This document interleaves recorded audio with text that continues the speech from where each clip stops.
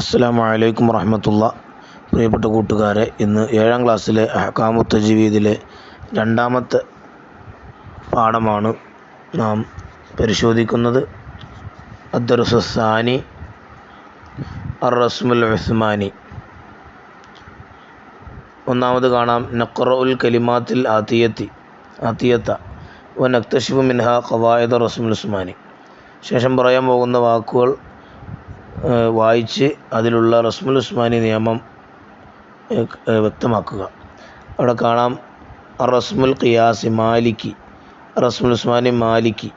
അവിടെ ഖായിദ മാ ഫീഹി ഖിറാഅത്താനി ഫകുതിബ ഇഹ്ദാഹുമാ. ഇനി കുല്ലമ അവിടെ അൽ ഫസ്ലാണ്. അല്ലൻ അവിടെ വസ്ല്. സ്വലാത്ത് അവിടെ ബദല്.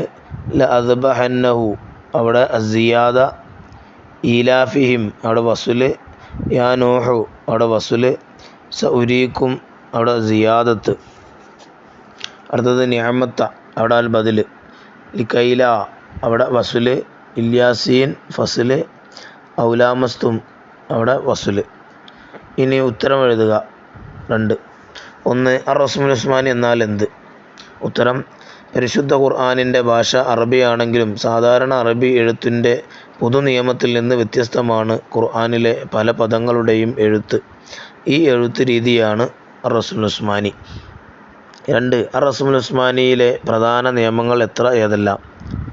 ഉത്തരം: 6. 1. അൽ ഹദഫ്. 2. അൽ സിയാദത്ത്. 3. അൽ ബദല്. 4. അൽ ഹംസ. 5. അൽ വസ്ലു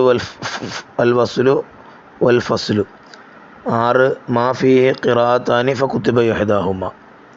ഇനി 3 കാണാൻ നുബയ്യിൻ വ്യക്തമാക്കുക. അൽ ഹദഫ് എന്ന് പറഞ്ഞാൽ ചില പദങ്ങളിൽ നിന്ന് ചില അക്ഷരങ്ങൾ ഒഴിവാക്കിയാണ് ഖുർആനിൽ എഴുതിയിട്ടുള്ളത്. 2. അസിയാദ സാധാരണ എഴുത്തിൽ കാണാത്ത അക്ഷരങ്ങളെ ചില പദങ്ങളിൽ എഴുതിയിട്ടുണ്ട്. 3. അൽ ബദൽ ഒരക്ഷരത്തിന് പകരം മറ്റൊന്ന് കൊണ്ട് വരൽ. 4. അൽ വസ്ൽ പിരിച്ചെഴുതേണ്ട കലിമത്തിനെ ചേർത്തെഴുതുക. അൽ ഫസ്ൽ ചേർത്തെഴുതേണ്ടതിനെ 2 ആയി പിരിച്ചെഴുതുക. അസ്സലാമു അലൈക്കും വറഹ്മത്തുള്ളാഹി വബറകാതുഹു.